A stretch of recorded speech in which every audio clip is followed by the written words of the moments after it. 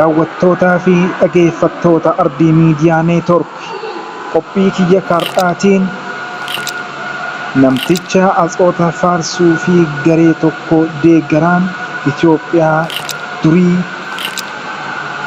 fi isii sammuu durii sanii yaaddu kan yaadu tokko irratti kan qopheeffadhe isin biraan gaa na duukaa tura.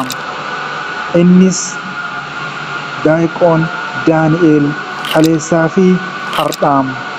Guyyaa hardhaa ministeera gorsaa dhimma hawaasummaa ministeera muummee Daayqoon Daani'eel Kibratiin kan barraa'e kitaabni mata duree Yetirrekti Idannaa Barakat jedhu bakka ministeerri muummee Abiyyi Ahmad Alii hooggantoonni olaanoon mootummaa akkasumas qaamoleen biroo hedduu argamanitti eebbifameera. Namni empaayeera falaasama saba afaanii fi amantaa tokkoon dhaadattu leellisuunii fi olaantummaa sanyii isaa faarsu Daayqoon Daani'eel Kibrat gaafa Ammajjii 2015 ministeera gorsaa dhimma hawaasummaa ta'ee erga muudamee kaasee bifa kanaan duraatiin ta'uudhaa baatuyyuu ayidoolojii wal fakkaataa irraa guututti ejjannoo buqqifateera jechuu akkatti hin dandeenye ragaalee godhamtu jiru. Kana dura kitaabilee barreessee fi haasawa bakkoota garagaraatti taasiseen keessumaa jibba Islaamaaf qabu ifatti lallabaa hawaasas itti qindeessaa kan ture.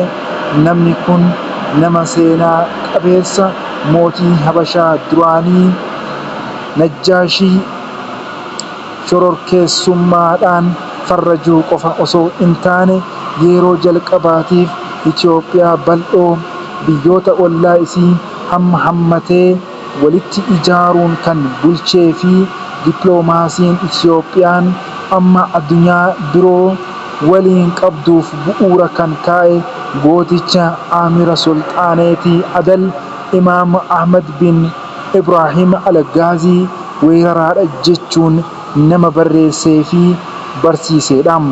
Faallaa sanaatiin ammoo Atsoota yakka seenaan hin daganne hojjetan seenaan qulqulluu jechuu warra Itoophiyaa ijaare jedhaa faarsaa ture. Dhugaan hin baddu waan taateef turullee dhugaan akka jarri zulmii fi yakka hedduu biyya kanarra hojjetaa kan turan ta'uu ni beekama. Ta'uu Imaamu Ahmadiin garuu akkas jechuun sirrii akka hin taane amanee fudhateera. Tarii Dooktora Abiyyis haasaa sagantaa eebbaa kitaabichaa irratti taasisaniin seenaan gara duubaatti deebinee beekumsa kan irraa argannu malee kan nu hidhu ta'uu hin qabu jechuun isaanii Daani'eel kitaabuma akka duraan barreessaa ture barreessee akka hin taane hawwii qaban ibsachuudhaa laata kan jedhuuf ani hin beeku. Kanaaf deebiin kitaabichumaam. Barreessaan maddi keenya barreessaa Ammaar Tamaam irraa kan argadheedha. Daawwattoota Ardii Miidiyaa Neetwoorkiin toora keenya kana sabskiraayib, laayik, sheer gochuu hin irraanfatinaa. Warri haaraa dhuftan sabskiraayib mallattoo barreeffama jettu san toora yuutuubii keenya irratti rukutuudhaan maatii keenya ta'a. Akkasumas warri toora taaktookii irra jirtan mallattoo kilaasii rukutuudhaan maatii yookaan hordoftoota toora tiiktookii keenyaa ta'a. Waan nu faana turtaniif galatoomaa. Qophii biraatiin hanga walitti deebinuuf assalaamu alaykum wa rahmatullaahi wa barakaatuh. Nagaan nuu ta'a warri kunis fayyaa.